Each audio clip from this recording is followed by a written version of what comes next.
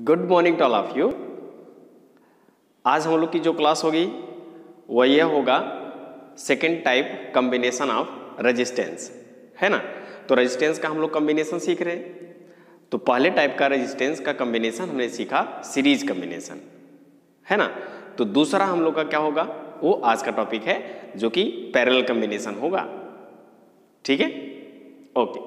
तो हम लोग शुरू करते हैं अपने नए कॉम्बिनेशन पर रेजिस्टेंस का जो कि है पैरेलल कॉम्बिनेशन, है ना। उसके पहले हम लोग सीरीज कॉम्बिनेशन में क्या क्या पढ़ा था कुछ याद है? ठीक है, उसको थोड़ा सा 2 मिनट देख लेते हैं, फिर हम आते हैं पैरेलल कॉम्बिनेशन पे। ठीक है, तो हम लोग का जो सीरीज कॉम्बिनेशन था वह क्या था? तो हमने आपको बताया था कि 3 रेजिस्टेंसेस हमने लिया था, फिर n रेजिस्टेंसेस हमने लिया था, उनका कॉम्बिनेशन सीरीज में किया था। तो सीरीज कॉम्बिनेशन क्या था? इंड टू इंड एक रेजिस्टेंस को ऐड करते जाते थे, ये था हमारा। ठीक, फिर उसके बाद हमने देखा था कि उसमें, है ना, करंट और पोटेंशियल डिफरेंस का क्या कैरेक्टरिस्टिक्स था उसमें, है ना, क्या रोल था, कौन सेम था कौन डिफरेंट था। यस, ठीक है। तो करंट हमारा क्या था? सेम था। पोटेंशियल डिफरेंस क्या था? डिफरेंट था, डिफरेंट रेजिस्टेंस के लिए, है ना। तो ये हमने सीरीज कॉम्बिनेशन में सीखा था। थोड़ा सा उसको फिर से देख लेते हैं, है ना। तो हमने पिछली क्लास में ये पढ़ा था रेजिस्टेंसेस यानी रजिस्टर इन सीरीज, है ना, जिनको हमने इंड टू इंड ज्वाइन किया था। ठीक है, तो हमने लिया हमारे पास ये है रेजिस्टेंस R1, ठीक है, पहला एंड पॉइंट, ये दूसरा एंड पॉइंट, इसको हमने कनेक्ट किया था दूसरे रेजिस्टेंस से, है ना। तो दूसरे रेजिस्टेंस का ये पहला एंड पॉइंट, है ना, पहले रेजिस्टेंस का दूसरा एंड पॉइंट से जोड़ दिया। फिर उसके बाद इस तरह से ये तीसरा रेजिस्टेंस, तो हमने इस तरह से कॉम्बिनेशन किया हुआ था, है ना। और फिर लास्ट में हमने क्या किया था? ये है पॉइंट नंबर A, ये है पॉइंट B, ठीक है, resistance R1, resistance R2, resistance R3, और इनको हमने कंबाइन किया था, ऐड किया था पहले सिरे को बैटरी के किसी एक टर्मिनल से, चाहे पॉजिटिव चाहे आपका निगेटिव, है ना। यहाँ पे आपका स्विच, और इसको हमने इस तरह से कनेक्ट किया था। तो ये आपका पोटेंशियल, ये आपका स्विच, ये माइनस और ये आपका प्लस। ठीक है, अब देखिए, तो यहाँ से जैसे हम स्विच को क्लोज करते हैं तो यहाँ पे करंट फ्लो होना शुरू होता है। तो करंट फ्लो होना शुरू होता है तो हमने माना इसमें करंट क्या हुआ? I फ्लो हुआ, है ना। तो अब करंट I यानी चार्ज यहाँ से फ्लो होना शुरू हुआ, ठीक है, और वही चार्ज जो यहाँ से क्रिएट हुआ चार्ज, है ना, वो R1 में, R2 में, R3 में वही चार्ज, ठीक है, कंटिन्यू चल रहा था, है ना। तो अब क्या हुआ था? अगर हमने मेजर करना चाहा इस R1 का करेंट, R2 का करेंट, R3 का करेंट, ये तो सब सीरीज में जुड़े हुए हैं। तो हम कहीं न कहीं जो हमारा अमीटर होता था, ठीक है, वह सीरीज में जोड़ लिया जाता था, है ना। तो कैसे जोड़ते थे? तो आंसर है जो पोटेंशियल डिफरेंस का पॉजिटिव था, ये इसके पॉजिटिव और ये इसका निगेटिव, तो इसके निगेटिव, तो यानी ए मीटर का ये पॉजिटिव ये निगेटिव, यानी इसी के साथ कनेक्ट करते थे। ध्यान दीजिएगा, बहुत बड़ी बात बता रहे हैं, ठीक है। तो ये कनेक्ट करते थे। अब कहीं न कहीं जो चार्ज यहाँ से निकलेगा, है ना, वो कहाँ से होकर जाएगा? ए मीटर से, जो हमको मेजरमेंट करके देगा, अच्छा इतना करंट जा रहा है, ठीक है। अब वही करंट हमारा R1 में जाएगा, R2 में जाएगा, R3 में जाएगा, क्योंकि जाने का एक ही रास्ता है, ठीक है। जो चार्ज यहाँ से जाएगा, ठीक है, उसके जाने का सिर्फ एक ही रास्ता। तो वही करंट इसमें भी, वही करंट इसमें भी, वही करंट इसमें भी, इस तरह से करंट I फ्लो हो रहा था, है ना। तो अब ये कहीं न कहीं अपना एक पोटेंशियल देगा, ये अपना एक पोटेंशियल देगा, ये अपना पोटेंशियल देगा, है ना। और पोटेंशियल हम लोग मेजर करते थे कैसे? तो आंसर है इसके पैरेलल, है ना। जो हमारा रेजिस्टेंस होता था, एप्लियंस होता था, जिसका हमको पोटेंशियल डिफरेंस मेजर करना है, ठीक है। तो हम क्या करते थे?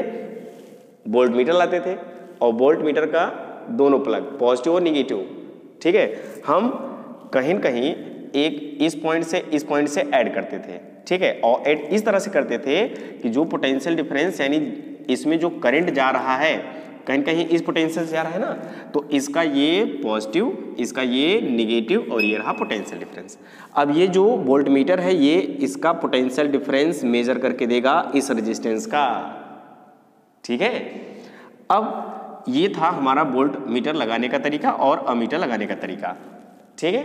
और हमने कहीं कहीं सीरीज कॉम्बिनेशन में इस तरह से देखा था, करंट हमारा क्या था, सेम था, पोटेंशियल डिफरेंस हमारा कैसा था, डिफरेंट था, और जो चार्ज फ्लो होने का रास्ता है वह एक ही है। यानी एक रेजिस्टेंस में दो रेजिस्टेंस, तीन ऐसे सीरीज में बहुत सारे जोड़े गए हैं, तो जो पहले में चार्ज आएगा वही सब में जाएगा, इसका मतलब करंट सेम हुआ। तो पोटेंशियल डिफरेंस कैसा हुआ, डिफरेंट हुआ, ठीक। ये हमने सीरीज में पढ़ा, ठीक है। तो करंट कैसा रहा, सेम, पोटेंशियल डिफरेंस कैसा रहा, डिफरेंट, यानी डिस्ट्रीब्यूट हो गया था, ठीक है, V1 V2 V3 में, ठीक, V1 V2 V3 में, ठीक। और फिर क्या था, इक्विवेलेंट हमारा रेजिस्टेंस क्या था सीरीज कॉम्बिनेशन में, सबका सम R1 + R2 + R3, ठीक है ना। और उसके बाद हमने माना कि अगर सभी रेजिस्टेंस n रेजिस्टेंस है, सबका रेजिस्टेंस सेम है, हमने मान लिया था R, तो इक्विवेलेंट रेजिस्टेंस क्या मिला, N × R, ठीक है। फिर उसके बाद हमने क्या देखा हुआ था कि जो रिजल्टेंट यानी इसका इक्विवेलेंट रेजिस्टेंस आता था, है ना, इसका इक्विवेलेंट आया था ना एक, ये हमने मान लिया कि इन सबको जोड़ोगे तो एक हमको नया रेजिस्टेंस मिलेगा, है ना, और पोटेंशियल डिफरेंस आपका सब वही। तो ये जो R इक्विवेलेंट था, R रिजल्टेंट था, यानी रेजिस्टेंस रिजल्टेंट, ठीक है, तो किसके इक्वल था, इन सबके सम के इक्वल। और हमने देखा था कि जो R इक्विवेलेंट मिलता था वह जो सबसे बड़ा रेजिस्टेंस था उससे भी बड़ा बनता था, बहुत बड़ी बात, ठीक है ना, बहुत बड़ा, ठीक है। तो ये था आपका the equivalent resistance R greater than greatest resistance. जो रेजिस्टेंस सीरीज में जुड़ा हुआ था जो सबसे बड़ा होगा उससे भी बड़ा कहीं न कहीं इक्विवेलेंट रेजिस्टेंस आता है। ये तो था हमारा सीरीज कॉम्बिनेशन, ठीक है। तो सीरीज कॉम्बिनेशन में चार्ज फ्लो होने का एक ही रास्ता था, है ना, जिससे चार्ज कैसा हो गया, सेम हो गया, ठीक। अगर चार्ज डिस्ट्रीब्यूट हो जाए, चार्ज के फ्लो होने का बहुत सारे ब्रांचेज हो जाए, ठीक है, तो करंट सेम नहीं हो पाएगा। यस, उसको सीख रहे हैं हम अपने नए कॉम्बिनेशन पैरेलल कॉम्बिनेशन में, ठीक है। तो पैरेलल कॉम्बिनेशन क्या था हमारा, तो अब हम आते हैं अपने पैरेलल कॉम्बिनेशन में। तो पैरेलल कॉम्बिनेशन में भी हमने मान लिया हमारे पास तीन रेजिस्टेंस डिफरेंट टाइप के, R1, R2, R3, तीन रेजिस्टेंस हुए, ठीक। और इनका जो पैरेलल कॉम्बिनेशन होगा इस तरह से करेंगे कि सभी रेजिस्टेंस का जो पहला एंड पॉइंट है उसको एक पॉइंट से जोड़ देंगे और उसको हम जोड़ देंगे कहीं कहीं पोटेंशियल डिफरेंस के एक टर्मिनल से। फिर उसके बाद सभी रेजिस्टेंस का जो दूसरा एंड पॉइंट है ना, उसको हम एक पॉइंट से जोड़ देंगे और उसको हम कहीं कहीं कहाँ कनेक्ट कर देंगे, पोटेंशियल डिफरेंस के दूसरे टर्मिनल से। ये जो कॉम्बिनेशन होता है ये हमारा है पैरेलल कॉम्बिनेशन, ठीक, इस तरह से। तो हमने माना हमारे पास तीन डिफरेंट टाइप के रेजिस्टेंस R1, R2, R3 हैं। हमने मान लिया let three different resistances are R1, R2 and R3, ये हैं। इनका हमने कहा कि ये रहा हमारे पास R1, ठीक है। फिर उसके बाद इसका ये पहला एंड पॉइंट है, ये दूसरा एंड पॉइंट है, ठीक है। ये हमारे पास दूसरा रेजिस्टेंस हमने मान लिया R2, ठीक। ये हमारे पास तीसरा रेजिस्टेंस, ये हमने मान लिया R3, है ना। तो हमने कहा कि जो भी रेजिस्टेंस आपने लिया हुआ है, ठीक है, उनका जो पहला एंड है किसी एक पॉइंट से जोड़ दीजिएगा। तो ये हमने जोड़ दिया पॉइंट A से, है ना। और इसको भी हमने, इसका जो दूसरा एंड पॉइंट है उसको भी हमने जोड़ दिया किसी एक पॉइंट से, ठीक है। ये पॉइंट हमने B मान लिया। तो ऐसे कॉम्बिनेशन को हम लोग बोले पैरेलल कॉम्बिनेशन। और फिर उसके बाद इस पॉइंट को और इस पॉइंट को हमने कहीं न कहीं पोटेंशियल डिफरेंस से ऐड कर दिया, है ना। इसको आप निगेटिव से जोड़ दो, यहाँ निगेटिव, ये स्विच रहा आपका, और ये पोटेंशियल डिफरेंस V और ये आपका पॉजिटिव, सही है, ठीक है। अब देखिए, अब ये हमारा है कहीं कहीं पैरेलल कॉम्बिनेशन। तो पैरेलल कॉम्बिनेशन क्या हुआ, 3 रेजिस्टेंस को हमने मान लिया, है ना। बस if one end of each resistance, हर एक रेजिस्टेंस का पहला एंड, ठीक है, is connected to one point या फिर one terminal of potential difference, इन सब का एक पॉइंट हमने कहीं कहीं किससे जोड़ दिया, पोटेंशियल डिफरेंस के एक टर्मिनल से। फिर दूसरा, and other end of each resistance is connect to other terminal of potential difference, ठीक है, ये रहा हमारा। तो इसको हमने बोला पैरेलल कॉम्बिनेशन। बात समझ में आ गया। अब देखिए यहाँ पे, तो अब अगर हम स्विच को करते हैं क्लोज और करंट फ्लो होना शुरू होता है, तो हमने मान लिया कि करंट क्या फ्लो हुआ, आई करंट फ्लो हुआ। तो अब जब आई करंट फ्लो होगा यहाँ से, ठीक है, तो यहाँ पर पहुँचेगा ए पॉइंट पर। जब ए पॉइंट पर पहुँचेगा तो कहीं ना कहीं चार्ज फ्लो हो रहा है, यानी करंट फ्लो हो रहा है। तो पॉइंट ए पर जैसे ही चार्ज पहुँचेगा, करंट पहुँचेगा, उसके जाने के कितने रास्ते, 3 रास्ते। यानी करंट जो हुआ वह क्या हो गया, डिस्ट्रीब्यूट हो गया। बात समझ में आ गई ना, ठीक है। तो यहां पर करंट हमारा क्या हुआ, डिस्ट्रीब्यूट हो गया, यानी करंट के जाने के 3 रास्ते, ठीक है, ये 1, 2 एंड 3, 3 रास्ते। और करंट जाके यहां पर डिस्ट्रीब्यूट हो जाएगा, है ना। कुछ इसमें करंट जाएगा, कुछ इसमें करंट जाएगा, कुछ इसमें करंट जाएगा, ठीक है। तो यहां पर हमने मान लिया इसमें जो करंट फ्लो हुआ वो हमने मान लिया I1, ठीक है। इसमें जो करंट फ्लो हुआ हमने माना I2, और इसमें जो करंट फ्लो हुआ आपका वो हमने मान लिया I3, ठीक है, समझ रहे ना। तो R1 में I1 करंट गया, ठीक है, I2 में ये R2, R3, इस तरह से 3 डायरेक्शन में, यानी 3 रास्ते से करंट फ्लो हो रहा है, ठीक है। इसका एग्जांपल ऐसा तो हम अगर मान लें कि एक हमारे पास एक मोटी पाइप है, तो उस मोटी पाइप में हम बहुत सारी ब्रांचेज लगा दिए, छोटे छोटे पतले पतले पाइप लगा दिए, है ना। या तो फिर होता है ना कि इस तरह से रोड पर कहीं न कहीं अगर प्लास्टिक की पाइप गई होती है ना खेत में, ठीक है, तो क्या होता है, जब ऐसे पाइप गया हुआ होता है, प्लास्टिक वाली पाइप, मोटी वाली नहीं, ब्लैक वाला नहीं, व्हाइट का भी एक आता है, ठीक है, उस पाइप में अगर आप एक नीडल लेके जाओ, जगह जगह चोक दो, है ना, तो क्या होगा, तो हर एक जहां पर आपने चोका हुआ है उसको, जहां पे थोड़ा थोड़ा छेद किया हुआ है, हर एक छेद में कुछ न कुछ पानी निकलेगा, ठीक है। तो यहां से जो चार्ज निकला ना वो इस तरह से हर एक ब्रांच में बढ़ जाएगा, ठीक है। तो अब जब बढ़ने से तो कुछ करंट यहां पर चला गया, कुछ करंट यहां पर गया, कुछ करंट यहां पर गया, ठीक। तो अब क्या होता है, तो हमको कहीं न कहीं अगर इस रेजिस्टेंस का करंट मेजर करना हुआ तो यही हम क्या लगा देंगे, अमीटर, इसके सीरीज कॉम्बिनेशन में, ठीक है। वो हमको देगा कितना चार्ज फ्लो होके गया रेजिस्टेंस में R1 में, तो वो हमको R1 का करंट देगा। R2 में यहाँ पर सीरीज कॉम्बिनेशन में हमने लगा दिया अमीटर को, तो वह चार्ज कितना फ्लो हुआ, R2 का करंट होगा, है ना। फिर इसी तरीके से R3 का, ये बात आ गया, ठीक। फिर से अभी हमने आपको बताया कि R1, R2, R3 का जो पोटेंशियल होगा वह क्या होगा। तो सबसे पहले यहाँ पे कंक्लूजन हमको मिला, ठीक है, करंट के लिए। तो करंट हमारा सबसे पहले क्या हुआ, डिस्ट्रीब्यूट हो गया, है ना, समझे ना, ओके। तो ये हमारा हुआ करंट आर डिस्ट्रीब्यूट,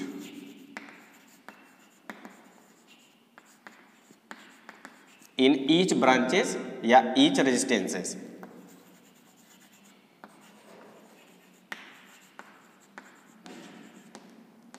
ठीक है। तो हर एक रेजिस्टेंस में कहीं कहीं करंट डिस्ट्रीब्यूट हो गया। पोटेंशियल डिफरेंस का क्या होगा, पोटेंशियल डिफरेंस सेम होगा, ठीक, पोटेंशियल डिफरेंस सेम होगा। देखिए अब हमको इस R1 का कहीं न कहीं क्या चाहिए, पोटेंशियल डिफरेंस। तो हम इसके एकरास, इस रेजिस्टेंस के एकरास या किसी भी रेजिस्टेंस के एकरास हमको पोटेंशियल डिफरेंस निकालना हुआ, तो हम लोग वोल्ट मीटर को उस रेजिस्टेंस के पैरेलल जोड़ते हैं। तो यहां पर हमने जोड़ दिया एक, ये रहा वोल्ट मीटर, ठीक है। अब ये वोल्ट मीटर है, तो वोल्ट मीटर का एक पॉजिटिव सिरा होता है, एक निगेटिव सिरा होता है, एक पॉजिटिव टर्मिनल, एक निगेटिव टर्मिनल। तो ये पॉजिटिव टर्मिनल क्या होता है, निगेटिव टर्मिनल क्या होता है, वो किससे जुड़ा हुआ होता है, यस, वो कहीं न कहीं उस सोर्स से जुड़ा होता है ना।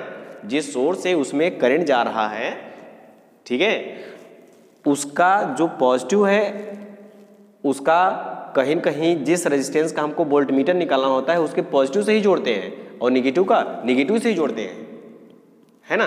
तो इस तरह से जो पोटेंशियल यहाँ से मिला, ऐसे, इस तरह से, ऐसे, ऐसे, इसमें, तो इसमें जो पोटेंशियल हुआ वह कैसा मिला, ये भी है तो यहाँ पे भी मिला, भी मेजर करके देगा, ठीक है। पोटेंशियल जो होगा आपका सेम होगा, ठीक है। अब देखिए, फिर यहाँ पर अगर आपको मेजर करना हुआ इसका पोटेंशियल डिफरेंस, तो यहाँ पर भी लगा दोगे आप वोल्ट मीटर, ठीक है। तो अब पॉजिटिव इसका कहीं न कहीं यहाँ से जुड़ा हुआ है, इसका निगेटिव कहीं न कहीं इससे जुड़ा हुआ है, सोर्स से ही जुड़ा हुआ है, सही है। फिर उसके बाद इस तरह से हम तीसरे का निकालेंगे, तो हमको मिला जो पोटेंशियल डिफरेंस है वो सब में क्या है, सेम है, ठीक है। तो पैरेलल कॉम्बिनेशन में पोटेंशियल डिफरेंस हमको कैसा मिला, सेम, सब में सोर्स के इक्वल मिला, ठीक। और करंट हमारा क्या हुआ, डिस्ट्रीब्यूट हो गया। बात समझ में आ गई। अब देखिए, इसका एग्जाम्पल हम इस तरह समझ सकते हैं, हमारे जो घरों में वायरिंग होती है, वायरिंग, ठीक है, तो जो घरों में वायरिंग होती है कहीं कहीं पैरेलल कॉम्बिनेशन होता है, अभी हम आगे उसको पढ़ेंगे अच्छे से, ठीक है। अब जब घरों में वायरिंग होती है तो घर में एक हम अपने खंभे से दो वायर लाएं, ध्यान दीजिएगा, दो वायर लाएं, एक यहाँ से एक यहाँ, पोटेंशियल डिफरेंस मेंटेन रहा, तो वही दो वायर ले जाके हम हर एक कमरे में सिर्फ दो वायर बिछा के रखे हैं। हम अपने कमरे में, भैया अपने कमरे में, भाभी अपने कमरे में, है ना, मम्मी अपने कमरे में, भाई अपने कमरे में, छोटी सिस्टर अपने कमरे में, तो ऐसे क्या वही केवल दो वायर होता है क्या पूरे घर में फैला होता है? आंसर है नहीं। जब वायरिंग हो रही होती है, अगर कभी आपने देखा होगा, तो एक ये ऐसे दो वायर नहीं जाते हैं पूरे कमरे में फैल जाते हैं, ठीक है, बहुत सारे वायर होते हैं। ये पंखे के लिए अलग है ना, फिर बल्ब के लिए अलग है, टीवी के लिए अलग है, कूलर के लिए अलग है, तो बहुत सारे जितने भी एप्लियंस आप चाहते हो उतने दो दो वायर जाके जुड़े हुए होते हैं। आप जैसे मान लो अपने कमरे में एक फैन लगाएं, एक टीवी लगाएं, एक कूलर लगाएं, है ना, तो इसके लिए फैन के लिए भी दो, कूलर के लिए दो और एसी के लिए भी दो, और उनके लिए अपना अपना स्विच होगा, है ना, तो उनको हमने जोड़ दिया। तो इसका मतलब ये है कि जो हम वायरिंग करते हैं वो कहीं कहीं पैरेलल में होता है, एक दो वायर से काम नहीं चलता है, लगा दो सब में चल गया, ठीक है। तो वहाँ पर डिफरेंट वायर, बहुत सारे वायर फैले होते हैं, ठीक है, ओके। अब वो जो डिफरेंट वायर इस तरह से 1 2 3 बहुत सारी ब्रांचेज होती है वायरिंग के, बहुत सारे बिछाए गए होते हैं वायर, वायरिंग की गए होते हैं जहाँ पे, तो अब उनका सोर्स क्या होता है?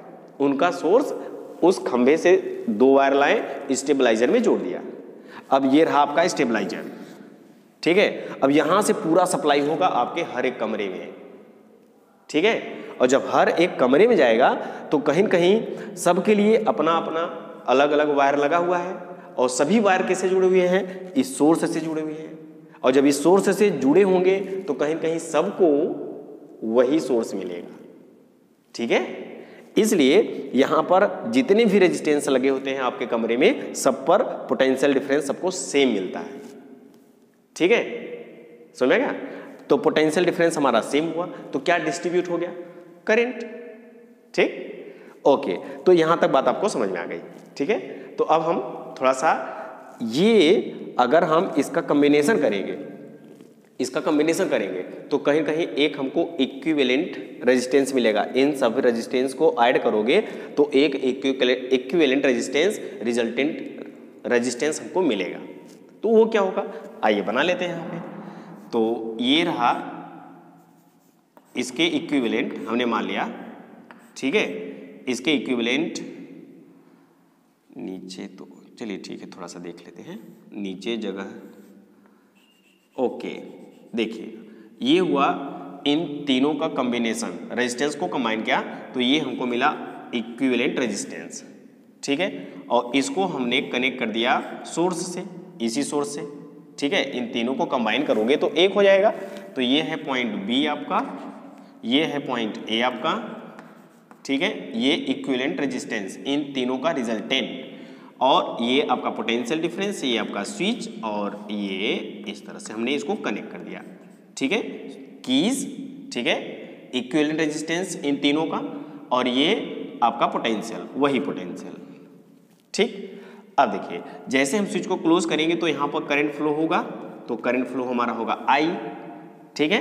तो V वही पोटेंशियल, करंट आपका यही I, और ये इक्विवेलेंट रेजिस्टेंस। अब यहाँ पे जो ये करंट I था, यही करंट यहाँ पे जाके 3 ब्रांचेज हो गई, 4 हो गई, 5 हो गई, है ना। तो 3 ब्रांचेज में डिस्ट्रीब्यूट हो गया, I1 में, I2, I3 में डिस्ट्रीब्यूट हो गया, ठीक है। तो यहाँ पर हमको करंट कहीं ना कहीं क्या मिला, डिस्ट्रीब्यूट मिला, और पोटेंशियल डिफरेंस हमारा कैसा मिला, सेम, ठीक है।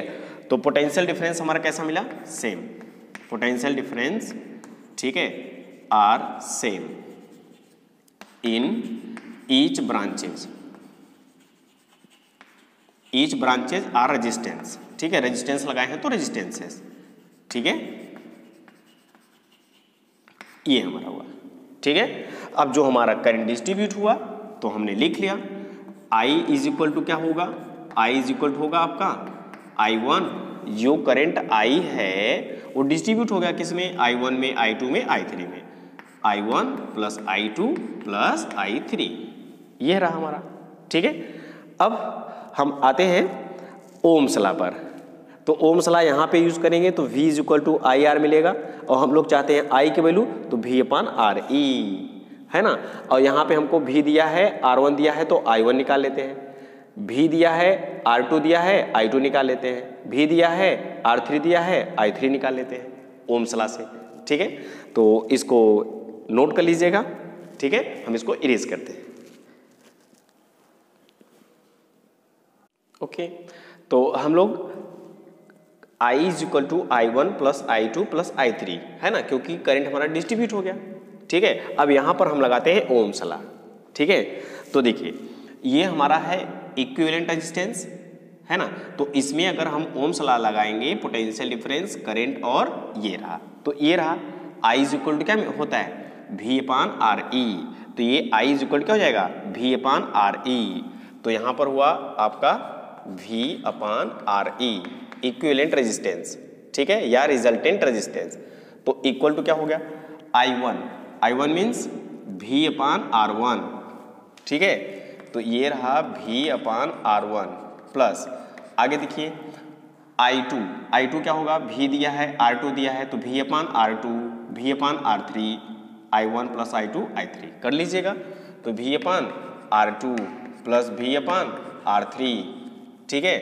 तो ये रहा V/ equivalent resistance is equal to, V common है क्या, आंसर यस, तो 1/R1 plus 1/R2 plus 1/R3, ये हुआ। तो V से V कैंसिल हो गया, है ना। तो 1/RE is equal to 1/R1 plus 1/R2 plus 1/R3, ये रहा हमारा, ठीक है, ये रहा। तो अब RE क्या है, इक्विवेलेंट रेजिस्टेंस, RE क्या है आपका, इक्विवेलेंट रेजिस्टेंस।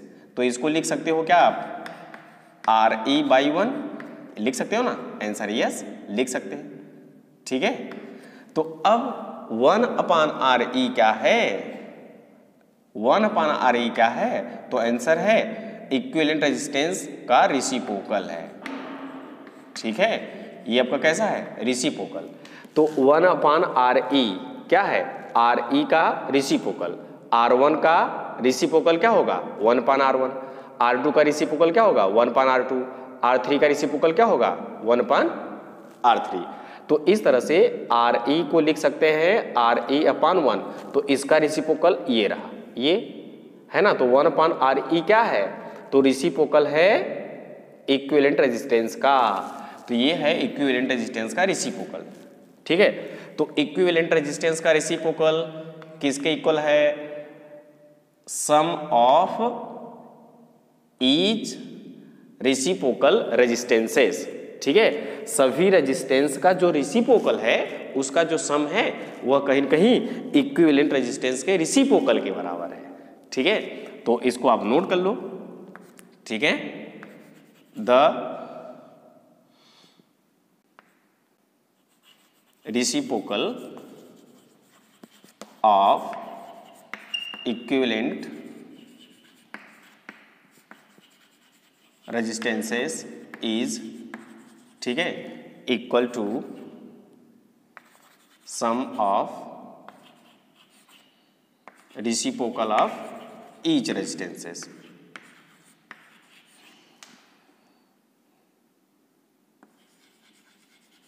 ठीक है, ये हुआ आपका, लिख लीजिएगा, नोट कर लीजिएगा। ठीक है, ये हमारा हुआ है ना, इस तरह से बात समझ में आ गया। ठीक है, अब यहां से बहुत ही इंपॉर्टेंट, बहुत ही खास, अगर हमने मान लिया कि हमारे पास सिर्फ दो रेजिस्टेंस है, ठीक है, R1 और R2, वे दोनों पैरेलल कॉम्बिनेशन में जुड़े हुए हैं, तो बताइए उनका इक्विवेलेंट रेजिस्टेंस क्या होगा। बहुत बड़ी बात है, और यहाँ से आपको कहीं न कहीं कंपटीशन में इसकी हेल्प लेनी पड़ेगी, और शॉर्ट ट्रिक जिसको बोलते हैं, ठीक है, इसको सीखेंगे।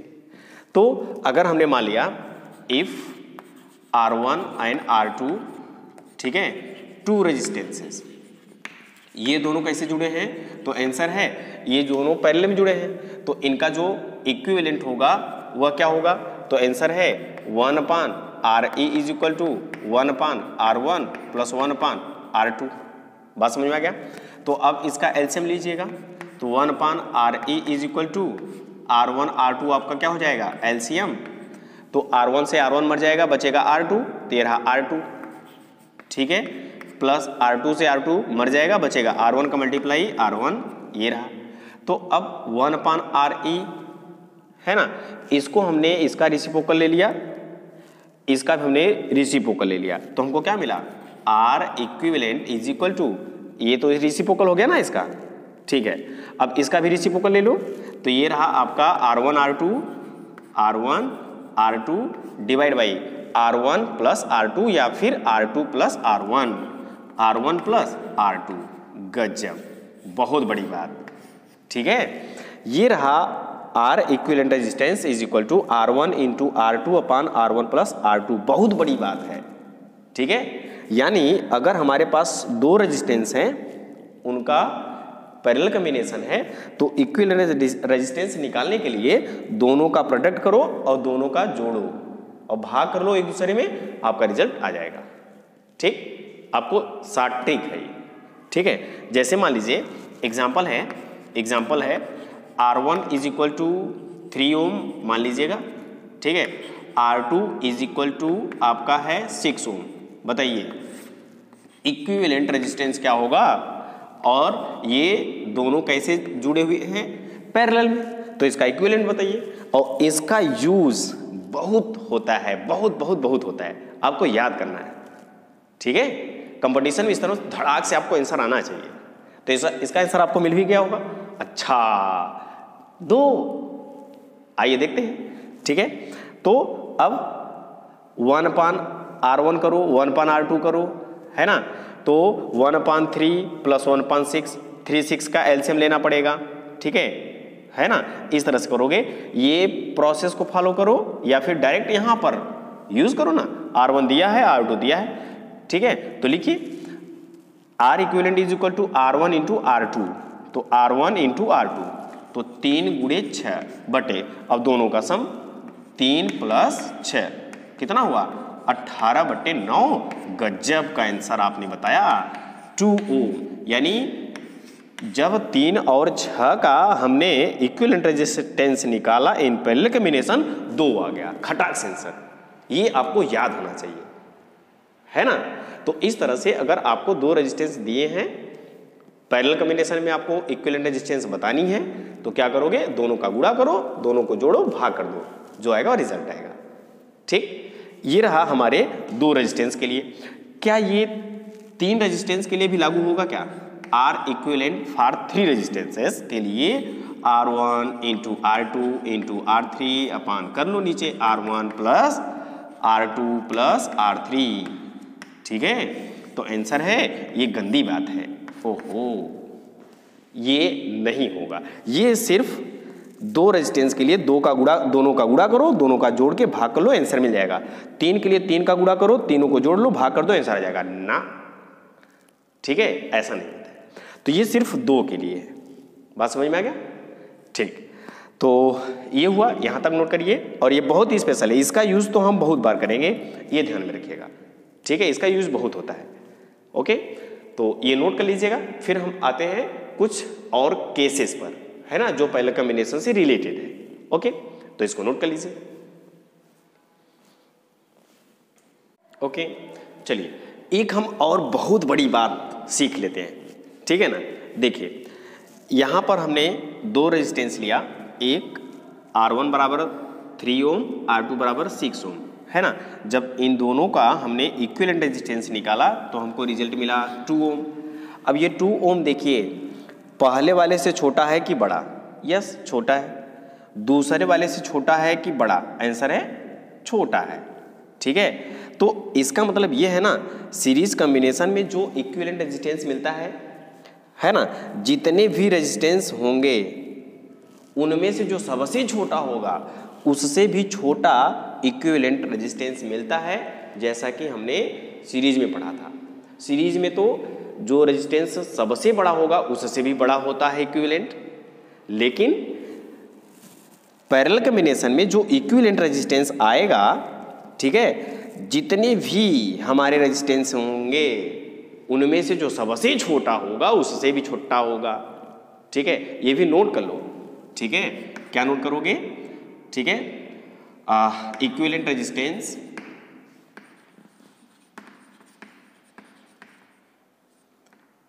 Is smaller than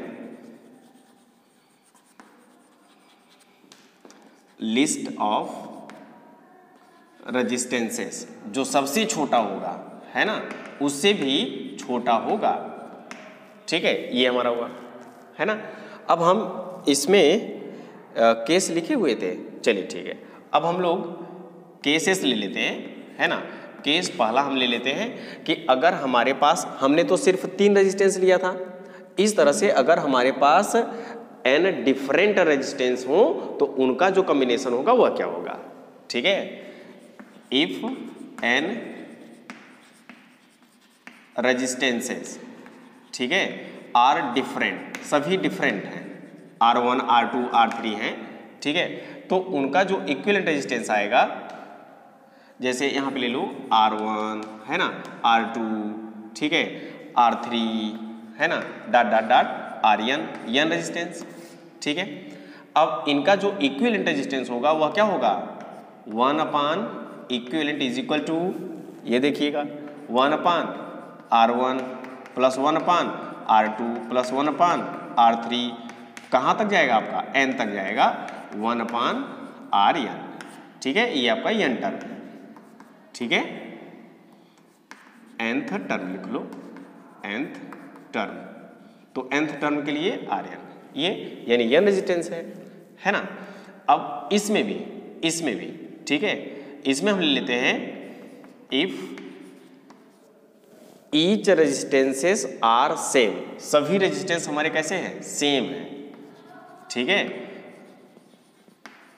each resistances are same, सभी के सभी सेम है, that is R1 is equal to R2 is equal to R3 equal to dot dot dot Rn equal to, हमने मान लिया वह रेजिस्टेंस है R, यानी सभी रेजिस्टेंस एक जैसे हमने मान लिया R है। ठीक, ओके, तो अब यहां पर जो इक्विवेलेंट रेजिस्टेंस होगा वह क्या होगा? 1 अपान R1 means, very good, R, 1 अपान R2, 1 अपान R प्लस 1 अपान R3, ये डॉट डॉट डॉट आपका 1 अपान R, वो भी कहाँ तक? आंसर है nth टर्म तक।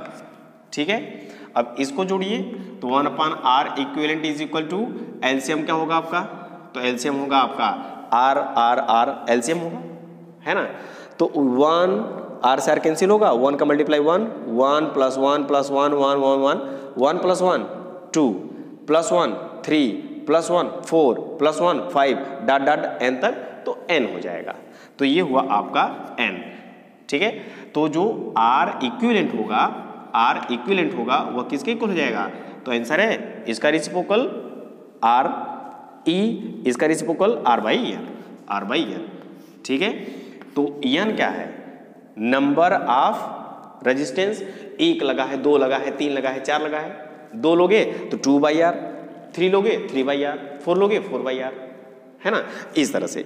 तो इक्विवेलेंट रेजिस्टेंस जो हमको मिला पैरेलल कॉम्बिनेशन में, जब n रेजिस्टेंस लगे हुए हैं और सब सेम है तो R/N होगा, ठीक है। तो ये एक आपका रिजल्टेंट हुआ, ठीक है, ओके। अब होता क्या है, एक कॉम्बिनेशन हमने वहां पे भी पढ़ा था, एक और आपको बता देते हैं। हमने सीरीज कॉम्बिनेशन में क्या पढ़ा था? सीरीज कॉम्बिनेशन में हमने पढ़ा था जब n रेजिस्टेंस थे वो भी सेम थे, एकदम इसी के जैसा, तो वहां पे जो आपको इक्विवेलेंट रिजल्टेंट मिला था, यानी इक्विवेलेंट रेजिस्टेंस मिला था, तो मान लीजिए ये RS यानी सीरीज कॉम्बिनेशन के लिए जो इक्विवेलेंट था वह क्या था? 1 + 1 + 1 ये NR था। और ये किसके लिए मिला? तो मान लीजिए RP पैरेलल रेजिस्टेंस के लिए हमको मिला क्या? आंसर है R/N मिला, ठीक है। तो अब कभी कभी डायरेक्ट पूछ लिया जाता है कि अगर आपके पास n इक्वल रेजिस्टेंस सीरीज में जुड़े हैं, वही इक्वल n रेजिस्टेंस आपको पैरेलल में जुड़े हैं, तो दोनों का रेशियो क्या होगा? ठीक है, दिमाग, दोनों का रेशियो क्या होगा? तो दोनों का रेशियो होगा RS/RP। RS क्या है? इक्विवेलेंट रेजिस्टेंस सीरीज कॉम्बिनेशन का, जो कि n रेजिस्टेंस लगे हैं इक्वल टाइप के, तो इनका क्या होगा? RS इज इक्वल क्या होगा? आंसर है NR डिवाइड बाई RP क्या होगा? R/N। तो ये हुआ आपका R/N, ठीक है। तो n आपका ऊपर होगा, तो ये रहा रेशियो सीरीज का और पैरेलल का। क्या मिला? n में n का मल्टीप्लाई n² इंटू R और बाई R से R कैंसिल, तो बचा आपको n², ठीक है। तो ये रहा आपका रेशियो, ठीक है, बहुत इंपॉर्टेंट है। यहां से भी कभी कभी आपको डायरेक्ट पूछ लिया जाता है। n इक्वल रेजिस्टेंस है ना, पैरेलल में जुड़े हैं, सीरीज जुड़े हैं, 4 ठो पैरेलल में जुड़े हैं, सीरीज में जुड़े हैं, तो बताइए उनका जो रेशियो होगा वह क्या होगा? 4 × 4 = 16, ठीक है, कटाक से आंसर आपको आ जाता है, ठीक है। तो इसको भी नोट करिए, ओके, नोट कर लिए। तो आज की क्लास हम यहीं पर करते हैं समाप्त, ठीक है। तो फिर से आगे हम कल की क्लास में एक और टाइप का कॉम्बिनेशन सीखेंगे, जो कि दोनों का मिक्सअप होगा, उसमें सीरीज भी होगा और पैरेलल भी होगा, तो उसको बोलेंगे मिक्स रेजिस्टेंस, ठीक है। तो मिक्स रेजिस्टेंस का कॉम्बिनेशन क्या होगा? इन दोनों का कॉम्बिनेशन होगा, ठीक है। तो उसको हम कल की क्लास में सीखेंगे, ओके। तो आज थोड़ा सा आपका बड़ा लेक्चर हो गया, ठीक है, लेकिन हाँ बहुत ही कॉन्सेप्चुअल, बहुत ही कॉन्सेप्ट के साथ, ठीक है, हमने आपको समझाया कि क्या किस तरह से होता है, ओके। तो आज की क्लास बस यहीं तक, ठीक है, ओके, थैंक यू।